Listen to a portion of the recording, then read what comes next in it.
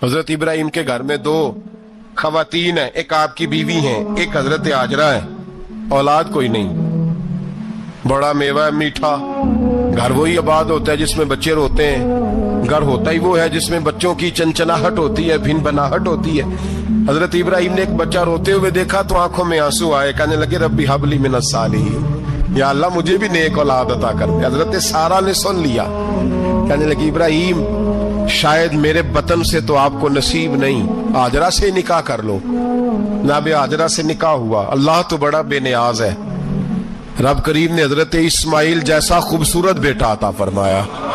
बेटा काला स्याह भी हो तो सीने की ठंडक होता है, पर ये तो वो बेटा है जिसकी पेशानी में नूरे मुहम्मदी चमकता है सल्लल्लाहु अलैहि वसल्लम। हजरत सैयदना इस्माइल इतने खूबसूरत, अब जिस बीवी के यहाँ बेटा था बैठना उठना भी ज्यादा उसके पास, आना जाना भी उसके पास, तवज्जो उधर हो गई।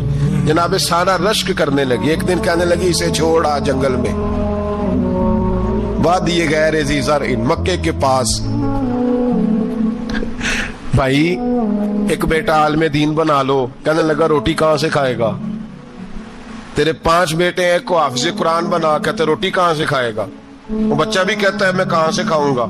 हजरत इब्राहिम अलैहिस्सलाम तो चंद महीने का बच्चा छोड़ आए, तो कहां से रोटी खाई हजरत इस्माइल ने, कहां से खाई उनकी अम्मा ने रोटी।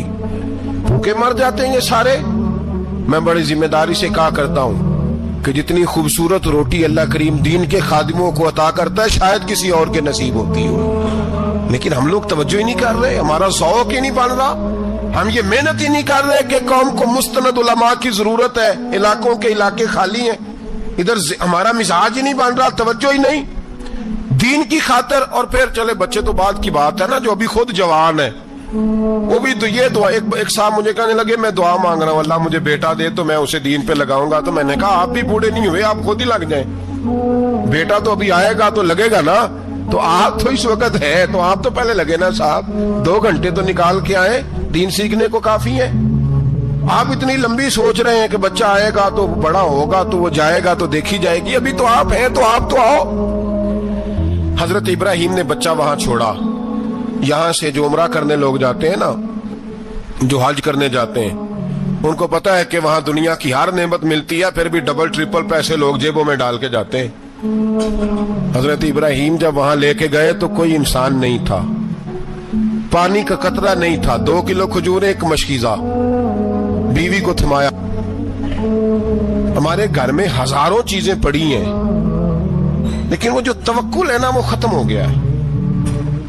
अल्लाह देगा, हलाल हलाल पे कनात करे, जायज जायज पे भरोसा करे, रब करीम अता करने वाला है, वो मिजाज खत्म हो गया। हजरत सैयदना इब्राहिम अलैहिस्सलाम 2 किलो खजूरें, एक मिशकीजा पानी का दे करके, और वहां बिठाया आपने अपने बच्चे को और अपनी ज़ौजा जनाबे हाजरा को, और बिठा करके ये वापस पलटने लगे तो हजरत हाजरा सलामुल्लाह अलैहा ने आवाज दी, कहा इब्राहिम किसके सहारे पे छोड़ के जा रहे हैं। जहां अब जमजम का कुआं है ना, जो लोग गए हैं जिन्होंने सफा मरवा की सही की है, सफा मरवा से बाहर निकले ना, सरकार की विलादत का मकाम है, उस जगह पे आबे जमजम का कुआं था। वहां हजरत सैयदना हाजरा को बिठाया, कोई चीज नहीं, कोई दरख्त नहीं, कोई खेत नहीं, कोई पानी नहीं, कोई कुआं नहीं, वहां बिठाया और बिठा करके निकलने लगे तो जनाब हाजरा फरमाने लगी इब्राहिम किसके सहारे पे छोड़ के जा रहे हो। कहने लगी अल्लाह के सहारे पे। तो पाकबाज बीबी ने एक लफ्ज पूछा, कहा इब्राहिम ये मेरे रब का हुक्म है, ये मेरे, बस जिनका अकीदा तौहीद मजबूत हो उनके लिए एक जुमला काफी होता है, ये मेरे अल्लाह का हुक्म है। तो जनाब इब्राहिम अलैहिस्सलाम फरमाने लगे हाजरा हाँ रब का हुक्म है। जब ये लफ्ज कहे तो चाहिए था ना हजरत इब्राहिम तसल्ली देते, तो बीबी साहबा तसल्ली देने लगी, अर्ज करने लगी इब्राहिम अगर अल्लाह का हुक्म है तो फिर आप हमारी फिक्र ना करना, अगर ये रब का हुक्म है तो फिर हमारी फिक्र ना करना, जिस रब ने हमें यहां तक पहुंचाया है वो हमें कभी भी जाया नहीं फरमाएगा, फिर फिक्र ना करना। हजरत इब्राहिम आ गए, बात आपने सुनी हुई है, इशारा करना मकसूद है। 13 साल में चले मान भी लिया जाए बाज रिवायात की रोशनी में कि आते जाते भी रहे, लेकिन मुकम्मल देखभाल अपने बच्चे की परवरिश में पूरा हजरत इब्राहिम अलैहिस्सलाम का किरदार, सारा किरदार माँ का था। میں جب خواتین کے بارے میں کوئی بات کرتا ہوں تو میں آپ کو اکثر کہتا ہوں کہ یہ صرف بیوی کے لیے حکم نہیں ہوتا، یہ ٹریننگ بیٹی کو دینی ہے اور بہن کو دینی ہے، یہ تربیت کریں اپنے گھر میں۔ میں تجربے کی روشنی میں یہ بات عرض کیا کرتا ہوں کہ بھائی بچے باپ کے فرما بردار اس وقت ہوتے ہیں جب اماں انہیں باپ کا فرما بردار کرتی ہے، اور بچے باپ کے نافرمان بھی تب ہوتے ہیں جب اماں انہیں باپ کا۔ میں نے اپنے کانوں سے سنا ایک دفعہ ایک بچہ اپنے باپ سے کہہ رہا ہے آپ نے تو ساری زندگی باہر گزار دی، پیسے کمانا کون سا مشکل کام ہے، دکھ سکھ تو سارے اماں نے برداشت کیے، سکولوں میں وہ جاتی تھی، فلانا کام وہ کرتی تھی، فلانا کام۔ اب یہ سوچ اس کی ذاتی تو نہیں، یہ اس کو دی گئی ہے، اور اگر اس کو یہ سوچ دے دی جائے کہ اماں کہے کہ میں تو اپنوں میں رہی ساری زندگی، میں نے تو اپنوں میں وقت گزارا، اور تیرا باپ تو کئی دفعہ جنازے بھی نہیں پڑھ سکا، اس نے تو ماں باپ ایسے دفن کر دیے، وہ اگر یہ سوچ فراہم کرے تو پھر بچہ باپ کا فرما بردار ہوتا ہے۔ اور یہ والی روایتیں ہم بیوی کو سناتے ہیں، حالانکہ کس کو سنانی چاہیے؟ بولیے، بہن اور بیٹی کو، بہن اور بیٹی کو سنائیں یہ باتیں، ان کو سمجھائیں تاکہ آگے جا کے وہ جو گھر ترتیب دے وہ گھر بڑا عمدہ اور نکھرا ہوا ہو۔ حضرت سیدنا ابراہیم 13 سال کے بعد آئے، چونکہ گھر میں اللہ تبارک و تعالیٰ کی دوستی کا چرچا تھا، اللہ تبارک و تعالیٰ کی محبوبیت کا غلبہ تھا۔ 13 سال کے بعد فلما بالغا معہ سعیا، بیٹا جب اتنا بڑا ہوا کہ ساتھ چلنے لگا تو حضرت ابراہیم نے اپنے بیٹے کو بلا کے کہا بیٹا مجھے خواب آئی ہے، میں تجھے ذبح کر رہا ہوں، تیری کیا رضا ہے؟ تو حضرت اسماعیل کہنے لگے یا ابت افعل ما تؤمر، ابا جی اللہ جیسے حکم دیتا ہے میرے ساتھ ویسے ہی کریں، جیسے اللہ حکم دیتا ہے ویسے ہی، بولیے، ویسے ہی کریں۔ حضرت حاجرہ کو کہا کہ ایک دوست نے دعوت کی ہے تو وہاں جا رہے ہیں، بی بی مطمئن ہے، تفصیلات کی ضرورت نہیں، ختم بات، اعتبار ہے، مطمئن ہو گئی۔ شیطان پیچھے سے آیا اماں کے پاس، ذرا تھوڑی دیر کے لیے تصور جمائیے، یہاں تو پڑوسن آ کے کوئی بات بتا دیتی ہے خاوند کے بارے میں تو کئی مہینے جھگڑا جاری رہتا ہے، پڑوسن محلے دار۔ شیطان نے آ کے بتایا لفظ کیا ہے؟ کہا حاجرہ تمہیں پتا ہے کہاں جا رہے ہیں؟ کہا دوست کی دعوت میں۔ تو کہنے لگے دوست کون ہے؟ رب کریم، اور ابراہیم کا خیال ہے کہ اس رب نے مجھے حکم دیا ہے کہ میں ذبح کروں۔ تو حضرت حاجرہ کہنے لگی کبھی باپ بھی بیٹا ذبح کرتے ہیں؟ تو شیطان کہنے لگا ان کا خیال ہے کہ ان کے رب نے حکم دیا ہے۔ تو جناب حاجرہ فرمانے لگی اگر رب نے حکم دیا تو پھر تو مجھے شیطان لگتا ہے، تو مجھے شیطان لگتا ہے۔ کہا کیا مطلب؟ فرمانے لگی اگر رب کریم کا حکم ہے تو میرے پاس ایک اسماعیل ہے، اگر 1000 بھی ہوتے میں سارے اللہ کے راستے میں پیش کر دے دیتی، مالک کا ہی تو ہے سارا کچھ، اسی کا ہے، اس میں لیت اللہ کی کیا گنجائش؟ حضرت سیدنا ابراہیم علیہ السلام نے بیٹے کے حلق پہ چھری رکھ بھی دی اور چھری چلا بھی دی، رکھ بھی دی، اور وہ تو اللہ کریم نے فرمایا یا ابراہیم قد صدقت الرؤیا، ابراہیم تو نے خواب سچا کر دکھایا، وہ قیامت تک تیرا نام رہے گا۔ حضرت ابراہیم نے وطن بھی دیا، جان بھی دی، بیٹا بھی، اللہ کریم نے دمبے دیے، فرمایا یہ فدیہ ہے۔ اب یہ قربانی قیامت تک حضرت ابراہیم کے طریقے کے مطابق جاری ہے۔ حضرت ابراہیم بہت بڑے مہمان نواز تھے، بہت بڑے۔ آپ جب مصر میں قیام تھا تو بڑے بڑے لمبے چوڑے لنگر پکتے تھے، لوگ آیا جایا کرتے تھے، بڑا تفصیل کے ساتھ کھانا ہوتا تھا۔ مہمان نوازی آپ کی خاص صفت مبارکہ ہے، ہمارے ہاں بھی مہمان نوازی ہوتی ہے امیروں کی، بلکہ اب تو مہمان نوازی اس طرح کی ہے کہ کل تیری میرے پاس دعوت ہے اور پرسوں میری تیرے پاس ہے، وہی امیروں میں وہ چکر رہتا ہے، پارٹیاں دوست ایک دوسرے کو ڈالتے ہیں، تیری طرف پارٹی تیری طرف، اور اسی انداز میں اب یہ عید آئے گی نا ٹکا پارٹیاں ہوں گی جگہ جگہ، اور لوگ سوال پوچھنے لگے ابھی سے، کہتے ہیں قربانی کا کتنا گوشت گھر رکھنا جائز ہے؟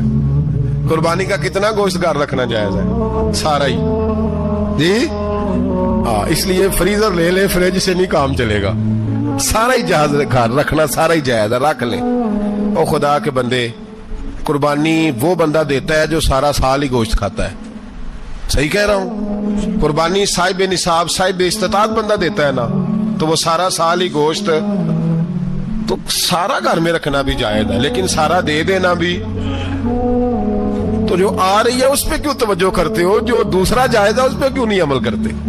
سارا تقسیم کر دیں، بات ختم ہوئی۔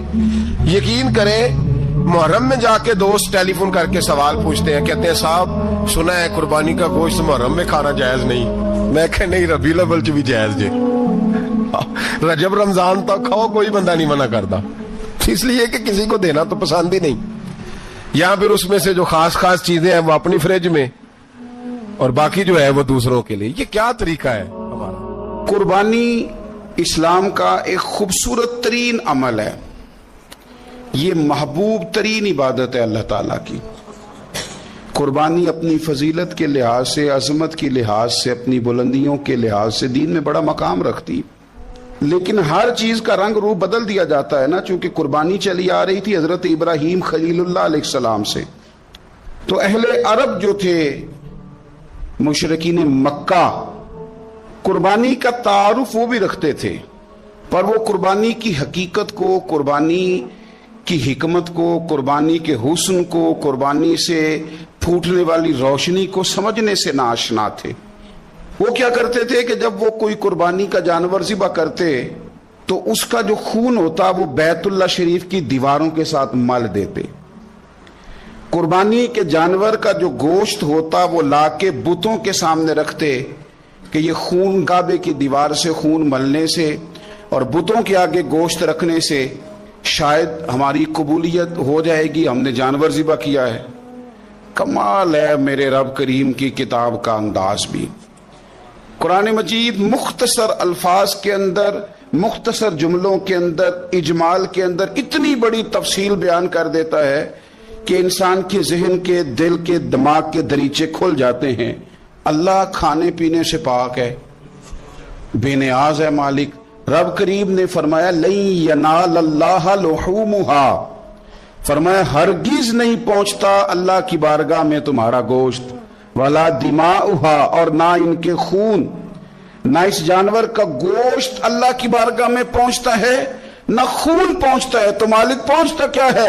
ولیکن ینالہ التقوی منکم، بلکہ رب کی بارگاہ میں تو تمہارے دلوں کا تقوی پہنچتا ہے۔ تمہارے دل میں کیا ہے، تم اپنے رب کی رضا کتنی چاہتے ہو، یہ بات جاتی ہے۔ گوشت اور خون تو یہاں رہ گیا، فرمایا نہ اللہ کی بارگاہ میں خون پہنچ رہا ہے جانور کا، نہ گوشت پہنچ رہا ہے، دل کا تقوی پہنچ رہا ہے۔ معنی کیا ہے کہ جانور خریدتے وقت بھی اپنے دل سے پوچھنے نا تیرا دل کیا کہتا ہے، نیت کس سے جانور تو لے رہا ہے، تیرا ارادہ کیا ہے، اور جب تو ذبح کرے تو بھی اپنے دل پہ توجہ رکھ، تیرے دل میں اس کے لیے کیا ہے، تیرے دل کے اندر تقوی کتنا ہے، اللہ کی رضا حاصل کرنے کا جذبہ کتنا ہے۔ اور جب تو اس کا گوشت بانٹے تو پھر بھی تیری نظر آنے والے بندے پر نہیں ہونی چاہیے، جس گھر میں گوشت جا رہا ہے اس گھر پر تیری نظر نہیں ہونی چاہیے، بلکہ تیری نظر تو رب کی رضا پہ رہنی چاہیے۔ اللہ کی بارگاہ میں جو چیز جائے گی وہ دل کا تقوی جائے گا، اپنے دل پر محنت کی جائے، دل کی خواہشات، دل کی نیتوں کو، ارادوں کو صحیح کیا جائے۔ ایک آیت نے سارا فلسفہ بیان کر دیا کہ نہ وہاں خون جاتا ہے نہ گوشت جاتا ہے، وہاں تو تمہارے دل کا تقوی جاتا ہے، تو جس چیز نے وہاں جانا ہے اس پر زیادہ توجہ ہونی چاہیے تھی، اس کا زیادہ خیال ہونا چاہیے تھا۔ یہ فلسفہ ہے قربانی کا کہ آپ کی نیت کیا ہے، کسی کام کے لیے آپ کا ارادہ کیا ہے۔ ہمارے ہاں قربانی کے ساتھ جس طرح جانور منسلک ہے نا، کہ قربانی میں جانور ہونا بڑا ضروری ہے اور قربانی کے لیے پیسے ہونا بڑا ضروری ہے، اسی طرح قربانی کے اس سارے سیزن کے اندر کسائی کا بھی بڑا رول ہے، اس کا بھی ایک بڑا کردار ہے، وہ بھی بڑی اہمیت کی حامل پرسنالٹی ہے ان دنوں میں، اور پہلے سے بڑے سارے معاملات ہیں، اور اس دن کسائیوں کے جو معاملات ہیں ان کی جو بھاگ دوڑ ہے وہ بھی ایک پوری داستان ہے، چونکہ بہت ساری جگہوں پہ انہوں نے جانا ہوتا ہے اور جہاں وہ بیٹھے ہوتے ہیں ان کو بھی کافی جلدی ہوتی ہے کہ جلدی سے جانور ذبح ہو جائے، جلدی سے گوشت بن جائے، اور جس جگہ انہوں نے بعد میں جانا ہوتا ہے ان کے بھی 15 فون آ چکے ہوتے ہیں، تو وہ جو خاص اسلام حکم دیتا ہے اس موقع پر، اور نبی پاک علیہ الصلوۃ والسلام کی جو خاص نصیحتیں ہیں اور हुजूर ने जो खास एहतियातें बताई हैं वो एहतियातें पूरी नहीं होती। देखें, आप इस फलसफे को समझें कि कुर्बानी की तारीफ ये है कि मखसूस जानवर मखसूस वक्त में अल्लाह की रिजा के लिए ज़िबा करना है, अल्लाह की रिजा के लिए। अब ये नहीं है कि आपने फटाफट आओ देखा ना ताओ देखा, जिस तरह की छुरी आपको मिल गई, जिस तरह हो सका बस उसको मार देना है, उससे ज़िबा करना है और अच्छे तरीके से करना है। ये हदीस आपको सियासित्ता में मिलेगी, मुस्लिम शरीफ में मिलेगी, अबू दाऊद शरीफ में मिलेगी। हजरत शद्दाद बिन औस रदियल्लाहु ताला अन्हु हदीस के रावी हैं। नबी पाक सल्लल्लाहु ताला अलैहि वसल्लम ने फरमाया, एहसान करना अल्लाह ने फर्ज किया है हर चीज पर, मालिक ने हर चीज पर एहसान करना फर्ज किया है। तो फरमाया जब तुम ज़िबा करो तो अच्छे तरीके के साथ ज़िबा करो, छुरी को तेज करो, और फरमाया ज़िबा होने वाले जानवर को आराम पहुंचाओ। अच्छे तरीके से ज़िबा करो, छुरी तेज हो, उसे आराम हो, उसे तकलीफ ना पहुंचाओ, अच्छे तरीके से ज़िबा करो, उसे ठंडा हो लेने दो, फिर उसकी खाल उतारी जाए, थोड़ी एहतियात की जाए, अच्छे तरीके से चीजों को लिया जाए। आप देखिए हुजूर एक बात करते हैं लेकिन सोच के धारे बदल के रख देते हैं। रसूल करीम सल्लल्लाहु अलैहि वसल्लम गुजर रहे थे तो एक शख्स ने बकरी के पहलू पर पैर रखा हुआ था और वो छुरी तेज कर रहा था, यानी बकरी को उसने गिराया हुआ है, लिटाया हुआ है और पहलू पर पैर रखा हुआ है और साथ साथ वो छुरी तेज कर रहा है। तो नबी पाक सल्लल्लाहु अलैहि वसल्लम ने क्या खूबसूरत बात इरशाद फरमाई। हुजूर अलैहिस्सलातु सलाम फरमाने लगे, तुम इसे दो मौतें देना चाहते हो, दोहरी तकलीफ में गोया तुम मुब्तला करना चाहते हो, इसके सामने ही तुम छुरियां तेज कर रहे हो। हुजूर फरमाने लगे, दो मौतें देना चाहते हो, चाहिए था कि पहले से ये सारे औजार तुम्हारे तैयार होते तो उस दिन किसी एमरजेंसी का शिकार ना हो। 3 दिन शरीयत ने इसीलिए तो रखे थे, इसीलिए तो वक्त रखा था। आप इस तरह का कोई माहौल ना बनाएं जिससे जानवर को भी तकलीफ हो, अजियत हो। मैंने कहा कि मेरे करीम फरमाते हैं रब ने हर चीज पर एहसान करना फर्ज किया है। अच्छे तरीके से ज़िबा करें, छुरी को तेज करें, जानवर को आराम पहुंचे। लेकिन दुख की बात यह है कि हम एक दूसरे का साथ नहीं देते, मकरूज ज़हनी अजियत का शिकार है। 3 दिन है ना ईद के, तो एक जोड़े से भी गुजारे जा सकते हैं, एक से भी। अक्सर लोग तो वैसे ही ईद की नमाज पढ़ के सो जाते हैं और जो बेदार भी हैं वो भी कपड़े बदल करके जानवर के ज़िबा में मशगूल हैं।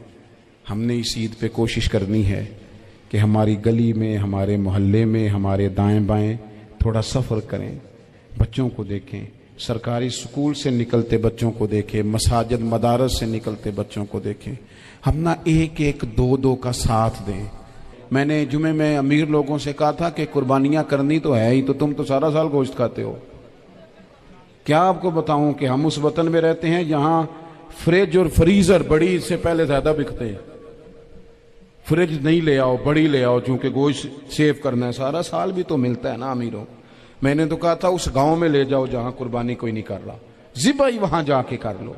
थोड़ी सी गुंजाइश बनाएं अपने दिलों में।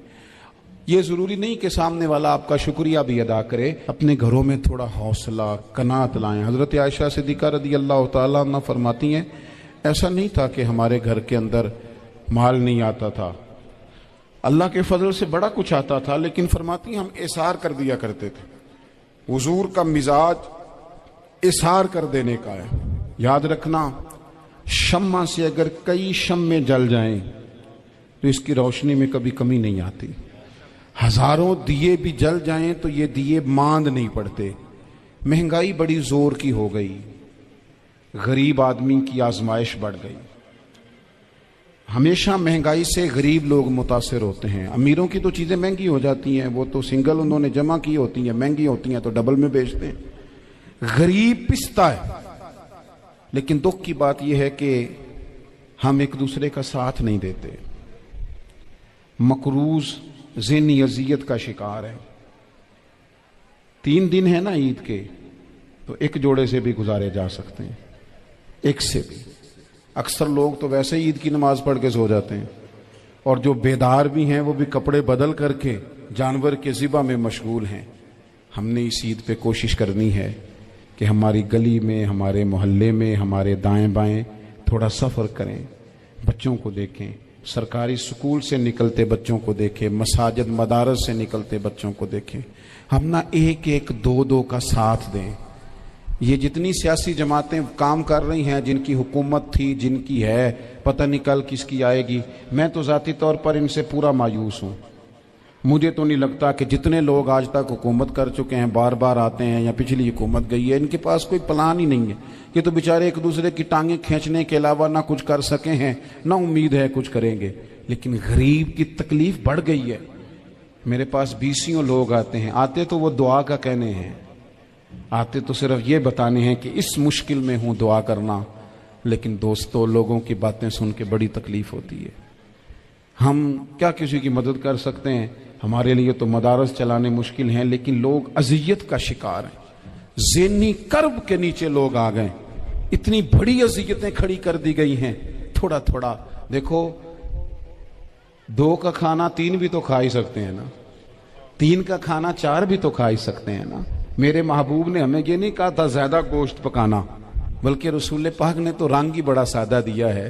करीम ने फरमाया, आयशा शोरबा जरा ज्यादा कर लो, पड़ोसियों को भी सालन दे देंगे, थोड़ा शोरबा ज्यादा कर लो, इसी को बढ़ा लो, थोड़ा शोरबा बढ़ा लें, थोड़ा थोड़ा एक दूसरे की मदद करें, दस्ते शफकत रखें। गलियों में सुनसान लोग, अब तो लोग एक दूसरे से दुख भी नहीं कहते, वो कहते हैं देना किसी ने है कुछ नहीं, और तमाशा अलग से बन जाएगा। दोस्तों, हमने खुद एक दूसरे का हाथ बटाना है। जो लोग साहिब सरबत हैं, देखो एक ही बाप की औलाद होती है, एक को अल्लाह बड़ा नवाज देता है, 2-3 कमजोर रह जाते हैं, उसको चाहिए वो दूसरों पे दस्ते शफकत रखे। एक गली में सारे लोग एक ही कबीले के, एक ही इलाके के, एक आगे निकल गया है, उसे चाहिए वो दूसरों का ख्याल करे। अजीज भाइयों, हमने इस कमर तोड़ महंगाई के दौर में, मैंने जुमे में अमीर लोगों से कहा था कि कुर्बानियां करनी तो है ही, तो तुम तो सारा साल गोश्त खाते हो। क्या आपको बताऊं कि हम उस वतन में रहते हैं जहां फ्रिज और फ्रीजर बड़ी से पहले ज्यादा बिकते हैं।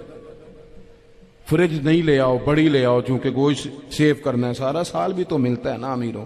मैंने तो कहा था उस गांव में ले जाओ जहां कुर्बानी कोई नहीं कर रहा, ज़िबाई वहां जाके कर लो। थोड़ी सी गुंजाइश बनाएं अपने दिलों में। ये जरूरी नहीं कि सामने वाला आपका शुक्रिया भी अदा करे। हजरत आयशा सिद्दीका रदी अल्लाह तआला अन्हा, अम्मा जी एक कनीज रखी हुई थी, हजरत उस्मान गनी ने दी थी कि आपकी खिदमत करेंगी। तो वो कनीज कहती है कि अम्मा जी तो मेरी भी रोटियां पका देती थी, वो तो मेरे लिए भी खाने का एहतमाम कर देती थी, लेकिन कोई दरवाजे पे अगर मांगने आता तो हजरत आयशा सिद्दीका मुझे कहती इसे खैरात दे आओ। तो मैं कहती अम्मा जी ये काम तो लोग दौड़ के करते हैं और आप ये मुझे कह रही है मैं कर दूं? तो हजरत आयशा फरमाती जब कोई बंदा किसी को देता है तो वो शुक्रिया अदा करता है। मैं चाहती हूं वो शुक्रिया भी तेरा ही अदा कर जाए, मैंने जो अजर लेना है वो रब की बारगाह से लेना है। तो मेरे भाई, अपनी जिंदगी में थोड़ा सा तो दिल बड़ा करें, थोड़ी थोड़ी गुंजाइश पैदा करें। और ये जरूरी नहीं कि उस बंदे का आपसे बड़ा अच्छा सलूक ही हो, ना भी हो उस गरीब का सलूक अच्छा, तो बाज़-औक़ात बंदा गरीबी में तल्ख भी तो हो ही जाता है ना। बाज़-औक़ात इंसान पे गुर्बत ज्यादा आ जाए तो उसकी तबीयत भी तो, बीमार आदमी सख्त भी तो हो जाता है। तो मेरी आपसे ये गुजारिश है कि ये जो दिन चल रहे हैं वो हमारे यहाँ हमारे हुक्मरान कहते हैं मजीद सख्त फैसले करने पड़ेंगे।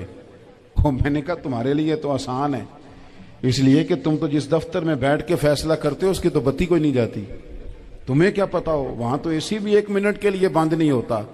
ये तो उससे पूछो बाप से कि जो ईद से पहले अपनी बीवी से मशवरा कर रहा है कि ईद आ गई है, अगर बेटी के घर कपड़े ना भेजे तो उसकी सास बातें करेगी। ये छोटी ईद गुजरी थी ना, तो हमारे यहाँ कुछ लोग समझते हैं कि सखावत सिर्फ रमजान में ही करनी है, और रमजान में सवाब ज्यादा है, वरना राशन वंडन वाले और लोग को ईदों बाद भी भूख लग दीजिए, ईद के बाद भी उसी तरह ही गरीब के साथ पेट होता है, लेकिन तवज्जो नहीं। एक तो ज़ौक़ इल्म पैदा करें, एक अपने घर में इत्मीनान का माहौल लाएं। तीसरी गुजारिश ये है कि महंगाई और सख्ती के इस दौर में अपने मुसलमान भाइयों का, अजीज़ों का, अहले मोहल्ला का हाथ बटाएं, प्यार करें। तो मेरे अजीज, अगर लोगों को मसाइल का पता चले तो सैकड़ों घर बच जाएं तबाह होने से, बड़े बड़े घर बच जाएं, लेकिन मसाइल नहीं आते। मेरे पास مسئلہ پوچھنے کے لیے کچھ لوگ آ گئے تو 4-5 سال کا بچہ بھی تھا جس کے والد نے غصے میں اپنی بیوی کو 3 طلاقیں دی تھی. تو چھوٹا سا بچہ، کپڑے بھی پھٹے پرانے، اور حالت بتا رہی تھی کہ غریبی ہے. تو جب میں نے مسئلہ بتایا کہ 3 طلاقیں ہو گئی ہیں تو واپس جانے لگے. تو بچہ مجھ سے کہتا ہے، دیہاتی آدمی تو کہنے لگا، مولوی صاحب میری اماں تے نانی کہنی اسن پوچھ کے آئی آپ کہ ہن اسی لہدا ہی رہنا ہے. تو اس بچے کی نونہال کی وہ کیفیت دیکھی تو میں رو پڑا. میں نے کہا یار یہ بچہ بیچارہ ماں باپ کے ہوتے ہوئے یہ یتیموں جیسی زندگی گزارے گا کیونکہ باپ نے طلاق دے دی. کس طرح مسائل نہیں بتائے لوگوں کو، تعلیم سے آگاہی نہیں کیا. اور اس میں بہت بڑا ظلم ہے ان لوگوں کا بھی جو جنازے پہ کھڑے ہو کے تو کہہ دیتے ہیں، میری طرح کے لوگ اچھے علماء کی بات نہیں کرتا، وہ کہہ دیتے ہیں دیکھو جی لوگوں کو جنازہ نہیں آتا. بھئی آپ نے کس دن عشاء کے بعد کلاس لگائی تھی جنازہ سکھانے کی؟ یہ تو آپ نے کہہ دیا لوگوں کو قرآن جی ٹھیک نہیں آتا. تو یہاں تو بیچاری بیویاں جن کو صحیح پڑھنا نہیں آتا وہ مشن بنا لیتی ہیں کہ میں نے اتنے 100 کو قرآن پاک پڑھانا ہے، بیوہ ہو گئی ہوں، طلاق یافتہ ہو گئی ہوں، ساری زندگی قرآن پڑھاؤں گی. ہم کیوں یہ مشن نہیں بناتے؟ کیوں اس طرف سفر نہیں کرتے؟ ایک تو دینی معلومات میں، دینی علوم میں اپنے آپ کو لگائیں اور ذوق پیدا کریں کہ جو چیزیں مجھے نہیں آتی میں نے وہ سیکھنی ہے، جو معاملات مجھے نہیں آتے میں نے ان کی طرف سفر کرنا ہے. ایک تو اپنا یہ مزاج بنائیں. اور جب آپ دینی علوم سیکھتے ہیں تو پتہ ہے کون سا منظر قائم ہوتا ہے؟ منظر وہ بنتا ہے کہ حضرت ابو ہریرہ بھی دین سیکھا کرتے تھے، حضرت عبداللہ ابن عمر بھی اصحاب صفہ میں رہا کرتے تھے، حضرت انس بن مالک بھی رہا کرتے تھے. اور ایسا منظر بنتا ہے کہ حضرت سیدہ خدیجہ الکبریٰ رضی اللہ تعالیٰ عنہ فرماتی ہیں سیدہ فاطمہ حضور کی گود میں بیٹھی ہوتی تھی اور نبی پاک سے باتیں پوچھتی تھی اور حضور انہیں بتا رہے ہوتے تھے. سیدہ عائشہ حضور سے دین کی باتیں پوچھتی. چوتھا حصہ ہماری فقہ کے اصول حضرت فاطمہ کی، حضرت عائشہ صدیقہ کی مرویات پر مبنی ہے. اگر ہماری بچیاں چھوڑ دیں ڈائجسٹ پڑھنا، چھوڑ دیں ادھر ادھر کی مووی دیکھنا اور وہ کتاب و سنت پر آ جائیں تو بہت سارے مسائل ایسے ہیں جو الجھنے سے پہلے ہی سلجھے ہوئے ہوں. دینی تعلیم کا مزاج اور ذوق. اور دوسری آیت کریمہ میں نے تلاوت کی، اللہ کریم نے قرآن مجید میں فرمایا یا ایھا الذین آمنوا قوا انفسکم واہلیکم نارا، اے ایمان والو خود بھی دوزخ کی آگ سے بچو اور اپنے گھر والوں کو بھی بچاؤ. او والد، وہ ماں جو بچوں کو بھوک سے بچانے کے لیے محنت کرتی ہے، ان کو مایوسی سے بہت سارے ماں باپ ایسے ہوتے ہیں جن کے پاس کپڑے لینے کے پیسے نہیں ہوتے عید پہ. کیوں؟ اذان شروع ہوگی جی. عزیز بھائی، جس طرح ہم اپنے بچوں کو دیکھیں، بہت سارے ماں باپ کے پاس گنجائش نہیں ہوتی، لیکن اس نیت سے کہ بچوں کے دل ٹوٹ جائیں گے، عید پہ کیسے گزارا کریں گے، مشکل سے بھی کپڑے خرید کے دیتے. اس طرح ہم اپنے بچوں کو بھوک سے، پیاس سے، مایوسی سے بچاتے ہیں. اس طرح ہمارے رب نے ہمارے ذمے لگایا کہ تم اپنے بچوں کو کوشش کرو دوزخ کی آگ سے بچانے کی. حضرت عمر فاروق رضی اللہ تعالیٰ عنہ نے عرض کیا تھا یا رسول اللہ صلی اللہ تعالیٰ علیہ وسلم، اس آیہ کریمہ کا معنی کیا ہے؟ تو محبوب کریم علیہ السلام نے فرمایا عمر، جن چیزوں کا اللہ تمہیں حکم دیتا ہے تم اپنے گھر والوں کو ان چیزوں کا حکم دو، جن چیزوں سے رب رسول تمہیں منع کرتے ہیں اپنے گھر والوں کو ان سے روکو، اپنے گھر کے اندر نفاذ دین کرنے کی کوشش کرو. میرے بھائی، بہت زیادہ آزمائش ہے ہمارے گھروں میں، بے چینیاں ہیں، اضطراب ہے، بچوں میں سختی ہے، بہن بھائی ایک دوسرے کے ساتھ لڑتے ہیں، مزاجوں میں تلخی آ گئی. کیوں بھلا؟ اس لیے کہ ماں باپ کو جو بہترین کردار اور جو حسین طریقہ گھر میں اپنانا چاہیے تھا، بچے تقریر باہر سے سنتے ہیں لیکن وہ فالو اپنے ماں باپ کو کرتے ہیں. اگر ماں باپ میں حوصلہ ہو، صبر ہو، اطمینان ہو، خودداری ہو، تھوڑے پر گزارا کرنے کا مزاج ہو. دیکھیں نا، آج ڈپریشن ہے، ٹینشن ہے، پینکس اٹیکس ہیں، بڑی ساری چیزیں آ گئی ہیں. کیوں بھلا؟ صبر نہیں، تحمل نہیں، بردباری نہیں. آزمائے. ایک دن ایک بچہ میرے پاس آ گیا مدرسے کا اور آ کے وہ رونے لگا. میرے گھر والے کہنے لگے کھانا چھوڑ دیں، پہلے اس کی بات سن لے. میں نے کہا پتر کیا ہوا؟ کسی نے مارا ہے؟ کسی استاد نے؟ کہنے لگے نہیں حضرت، घर फोन किया था तो मेरी अम्मा और अब्बा की लड़ाई हो रही है। बच्चा कांप रहा है, टांगे कांप रही हैं। मैंने कहा क्या हो क्या गया तुम्हें पुत्र, लड़ाई हो रही है तो घरों में हो ही जाती है। कहने लगे नहीं, आपको पता नहीं, वो बड़ा सख्त लड़ते हैं। मेरे वालिद जब मेरी वालदा को मारने के लिए आगे बढ़ते हैं तो हम सारे चारपाइयों के नीचे छुप जाते हैं, हमें खौफ आता है, वो मंजर खतरनाक होता है। ये कौन तकलीफ दे रहा है अपने बच्चों को? यहां बैठे हमारे यहां मीलों दूर रहते थे उसके घर वाले, तो वो तकलीफ में था, तो घर में क्या कैफियत होगी? अगर हौसला हो, सब्र हो, कनात हो, अल्लाह के दिए हुए थोड़े रिस्क पर हमें राजी रहना आता हो, हमारे घरों में सुकून आए, इत्मीनान आए, हम जो जिंदगी बड़ी खुशी खुशी गुजार सकते हैं। हमारे मिजाजों का लालच, हमारी तबीयतों की बेराह रवी, हमारी झूठी अना का बुत, उन सारी चीजों को खत्म कर देता है। अपनी जिंदगी के अंदर अगर हम वो किरदार अपने बच्चों को दें, थोड़ा शोरबा बढ़ा लें, थोड़ा थोड़ा एक दूसरे की मदद करें, दस्त शफकत रखें। गलियों में सुनसान लोग, अब तो लोग एक दूसरे से दुख भी नहीं कहते, वो कहते हैं देना किसी ने है कुछ नहीं, और तमाशा अलग से बन जाएगा। दोस्तों, हमने खुद एक दूसरे का हाथ बटाना है। जो लोग साहिब सरबत हैं, देखो एक ही बाप की औलाद होती है, एक को अल्लाह बड़ा नवाज देता है, दो तीन कमजोर रह जाते हैं, उसको चाहिए वो दूसरों पे दस्ते शफकत रखे। एक गली में सारे लोग एक ही कबीले के, एक ही इलाके के, एक आगे निकल गया है, उसे चाहिए वो दूसरों का ख्याल करे। अजीज भाइयों, हमने इस कमर तोड़ महंगाई के दौर में, मैंने जुमे में अमीर लोगों से कहा था कि कुर्बानियां करनी तो है ही, तो तुम तो सारा साल गोश्त खाते हो। क्या आपको बताऊं कि हम उस वतन में रहते हैं यहां फ्रिज और फ्रीजर बड़ी इससे पहले ज्यादा बिकते हैं। फ्रिज नहीं ले आओ, बड़ी ले आओ, चूंकि गोश्त सेव करना है, सारा साल भी तो मिलता है ना अमीरों। मैंने तो कहा था उस गांव में ले जाओ जहां कुर्बानी कोई नहीं कर रहा, ज़िबाई वहां जाके कर लो। थोड़ी सी गुंजाइश बनाएं अपने दिलों में। ये जरूरी नहीं कि सामने वाला आपका शुक्रिया भी अदा करे। हजरत आयशा सिद्दीका रदी अल्लाह ताला अन्हा, अम्मा जी एक कनीज रखी हुई थी, हजरत उस्मान गनी ने दी थी कि आपकी खिदमत करेंगी, तो वो कनीज कहती है कि अम्मा जी तो मेरी भी रोटियां पका देती थी, वो तो मेरे लिए भी खाने का एहतमाम कर देती थी, लेकिन कोई दरवाजे पे अगर मांगने आता तो हजरत आयशा सिद्दीका मुझे कहती इसे खैरात दे आओ। तो मैं कहती अम्मा जी ये काम तो लोग दौड़ के करते हैं और आप ये मुझे कह रही है मैं कर दूं? तो हजरत आयशा फरमाती जब कोई बंदा किसी को देता है तो वो शुक्रिया अदा करता है। मैं चाहती हूं वो शुक्रिया भी तेरा ही अदा कर जाए, मैंने जो अजर लेना है वो रब की बारगाह से लेना है। तो मेरे भाई अपनी जिंदगी में थोड़ा सा तो दिल बड़ा करें, थोड़ी थोड़ी गुंजाइश पैदा करें। और ये जरूरी नहीं कि उस बंदे का आपसे बड़ा अच्छा सलूक ही हो, ना भी हो उस गरीब का सलूक अच्छा, तो बाज़-औक़ात बंदा गरीबी में तल्ख भी तो हो ही जाता है ना।